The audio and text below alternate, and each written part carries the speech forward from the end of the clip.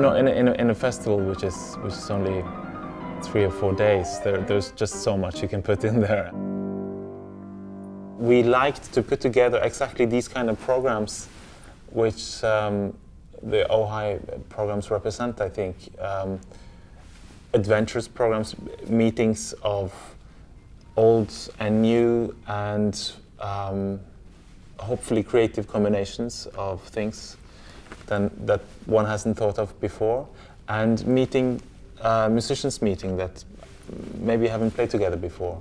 One very special piece in this program is by the Dutch pianist, composer, conductor Reinbert de Leeuw, called Im wunderschönen Monat Mai, which is the first song of Schumann's Dichterliebe, and it's made specifically for the German actress Barbara Sukowa, who is beyond anything one has experienced in how she can deliver these texts, in screaming them, in whispering them, in acting them.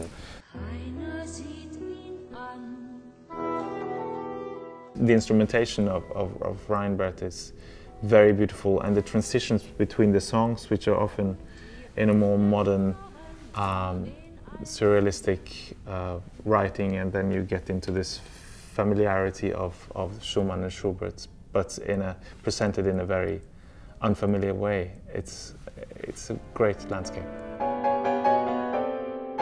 Then there is my great colleague Marc-André Hamelin is going to play the Concord Sonata by Charles Ives. It's one of the absolute greatest performances I've heard of anything in my life. He owns that piece. In this program there is very much an emphasis on 20th century music and on, indeed, also very new music. And there are only a couple of pieces that are from the 19th century, and one of them is the Beethoven's Waldstein Sonata.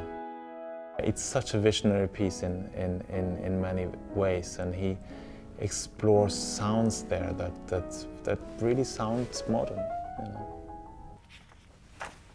He's Beethoven, and he has to show us, you know, everything that he can do, even in these 2 minutes that is closing the piece. And he's doing crazy experiments like these glissandos suddenly.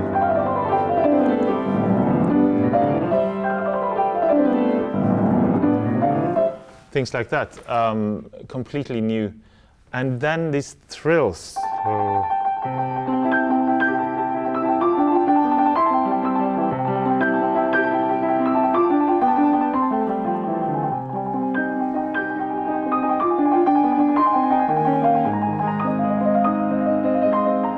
Very floating music, and that's very much a part of Beethoven's late period, that he was obsessed about these trills. I sometimes think because he turned deaf in this period when he was writing this piece, more and more gradually. And these trills, I wonder if the resonance of a trill, you know, if he could feel that more physically. But the elevation of it is fascinating. It's an incredible piece, and it has so many modern sounds, so much pointing to the future, that I think it really fits within an Ojai program.